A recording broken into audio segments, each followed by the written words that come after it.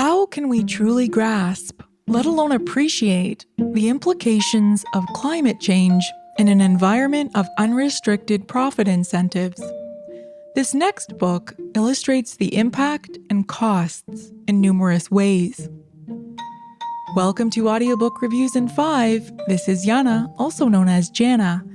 And in today's episode, I'm reviewing Fire in Paradise, an American Tragedy by Alastair Gee and Dani Anguiano, read by T. Ryder Smith.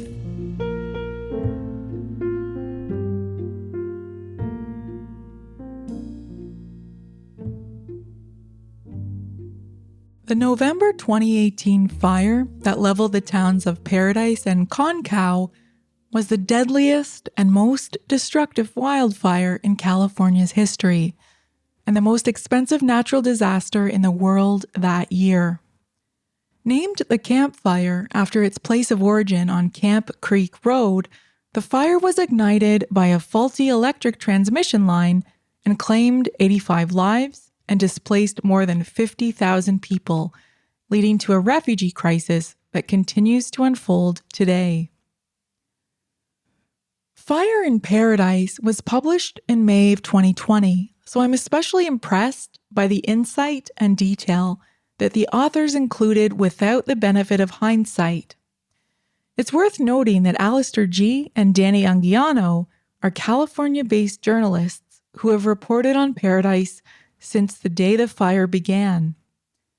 The writing also reminds me a little of the 2013 book, 5 Days at Memorial by Sherry Fink, which covered the aftermath of Hurricane Katrina and which I also highly recommend.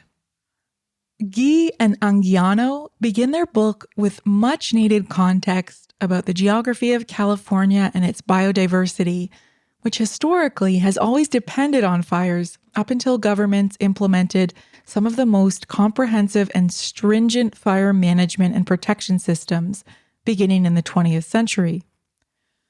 This is important because I'm not sure many people outside of California understand that Paradise, like all towns in California, which are at a higher risk of wildfire, had a fire management strategy and evacuation plan. Their fire management services were not negligent, although it's since become clear that the Pacific Gas and Electric Company, which was responsible for the faulty electric transmission line that started the fire, compromised safety and fire prevention in favor of higher shareholder profits.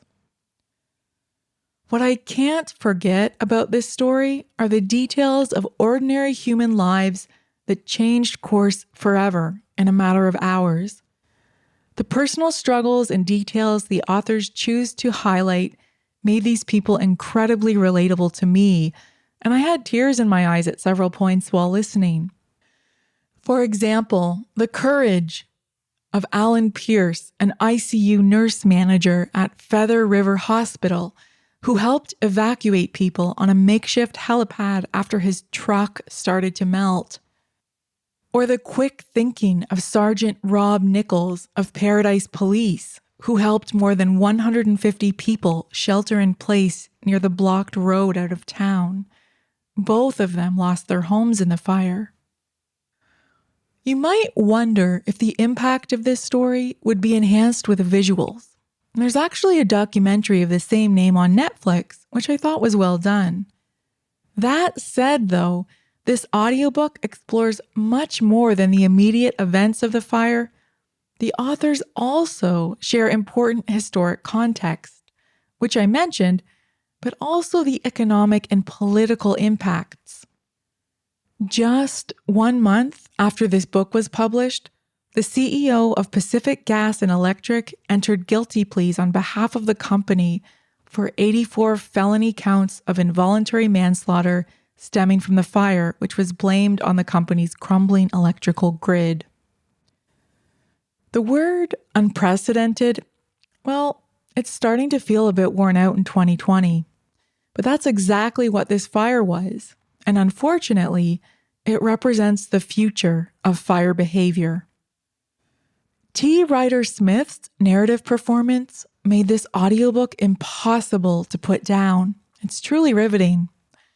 He lends just the right tone, balancing incredible suspense with somber reflection, so I hope I'll come across more of his audiobook performances in the future. This is a well-researched, well-written narrative that illustrates the complex implications of climate change and regulation while retaining its human focus.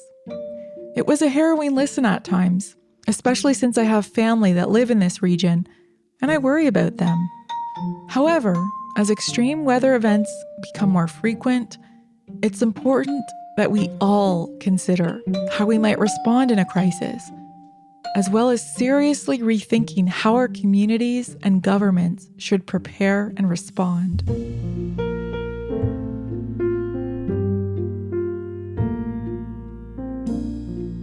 That's all for this episode of Audiobook Reviews in 5. Thanks for listening.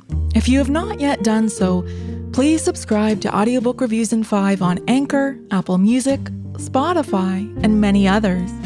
By subscribing, you help increase the profile of this podcast and chances of other listeners like you finding it. I look forward to checking in with you all again soon. Please stay safe and be well.